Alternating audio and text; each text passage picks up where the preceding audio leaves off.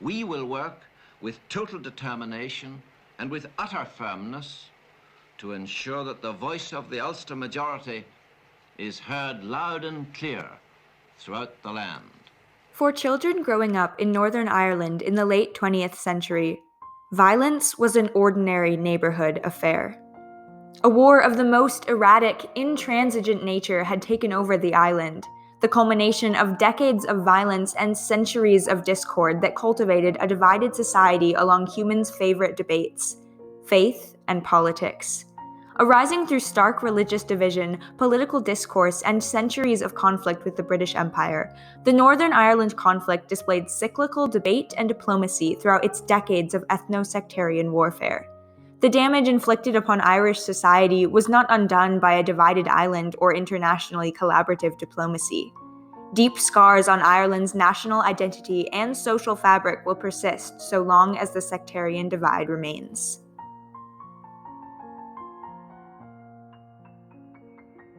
Following the 12th century Norman invasion, Ireland was left vulnerable to centuries of conquest movements from English nobles fighting to drive out native Gaelic culture. They found most success in Ulster, the northern province that became culturally distinct from the southern island. Simultaneously, Europe was experiencing dramatic religious change with the spread of the Protestant Reformation. The southern majority of Ireland held on to Catholicism, resisting England's shifts away from fundamental Catholic authority. The Northern Ireland conflict is modernly characterized by the stark separation of Catholics and Protestants, yet more important than their specific faiths were the united communities that formed along religious lines. The group's shared cultural experiences united them, such that the motivation behind the conflict falls on religion as an ethnic identity rather than a doctrine of worship and theology. The famine of 1845 to 1851 impacted the Irish-British relationship, particularly for Irish nationalists who saw it as an engineered genocide.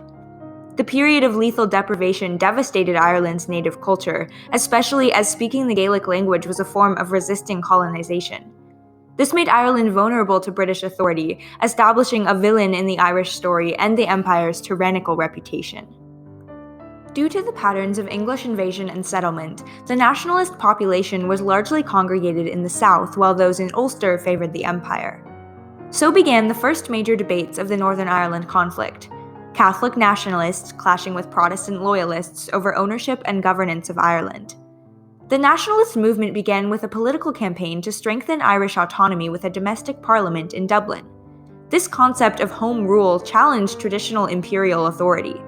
From 1886 to 1912, Westminster Parliament debated the bill, while loyalists used propaganda to express their opposition, arguing that self-governance would bring chaos to Northern Ireland. Home rule finally passed in 1914, but World War I impeded its implementation.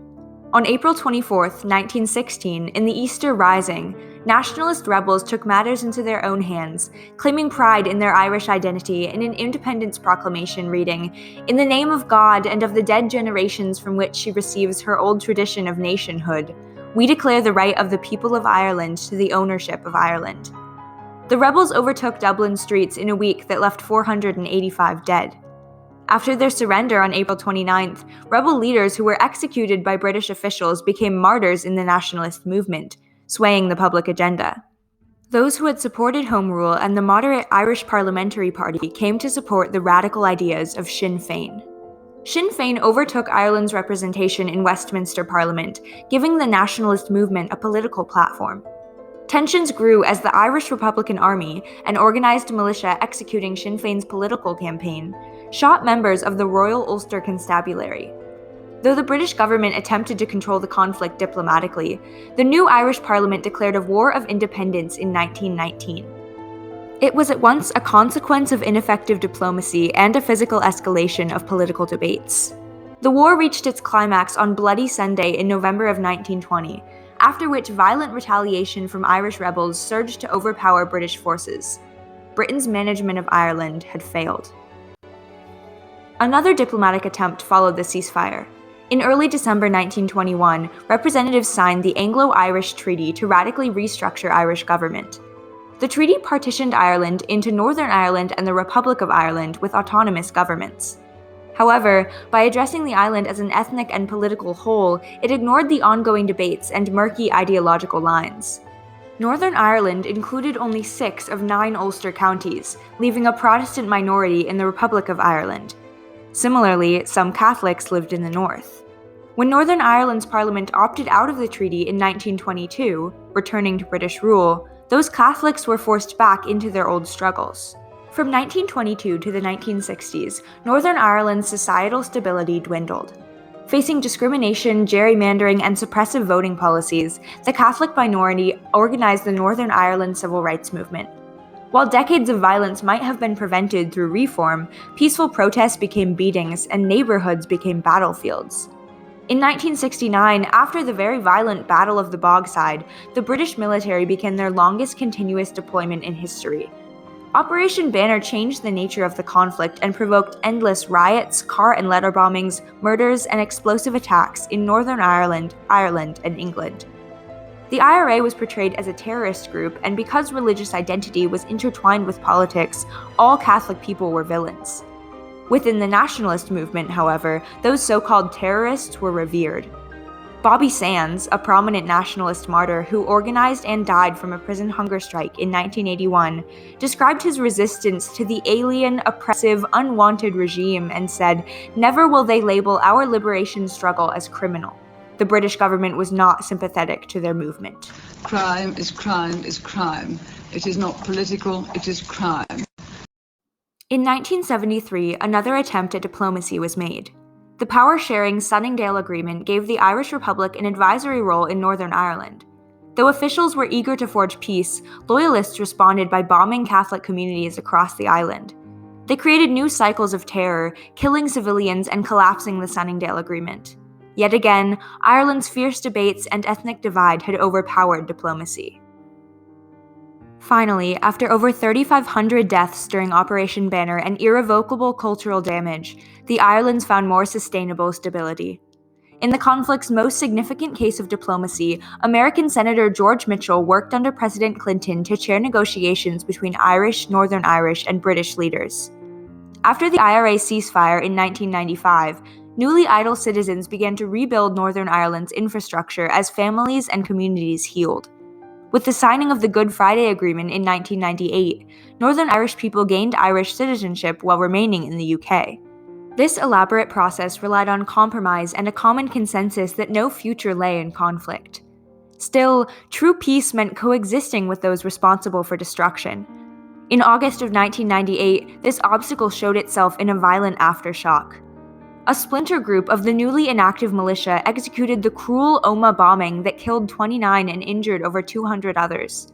The deadliest accident in the entire conflict, the bombing was a tragic consequence of the combustible tensions that diplomacy left behind.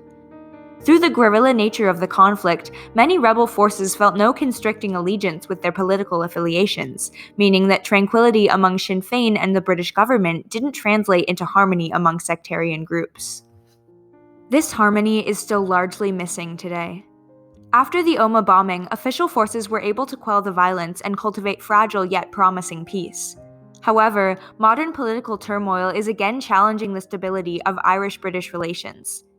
Britain's exit from the European Union, where the Republic of Ireland remains, complicated matters of trade, dual citizenship, and cross-border travel. Moreover, 56% of Northern Ireland voted to remain in the EU to retain its financial support of peace-building and reconciliation. This joins a growing disapproval of British government actions and a rise in street violence in Belfast. As the framework of a divided society in Northern Ireland still exists, some Catholic and Protestant communities are returning to old hostility. Sinn Féin leaders called Brexit the most serious threat in the history of the peace process, reigniting debates despite Irish Prime Minister Micheál Martin's plea not to spiral back to that dark place of sectarian murders and political discord. The Good Friday Agreement stipulates that with London and Ireland's approval, Northern Ireland could rejoin the Anglo-Irish Treaty to form a united island.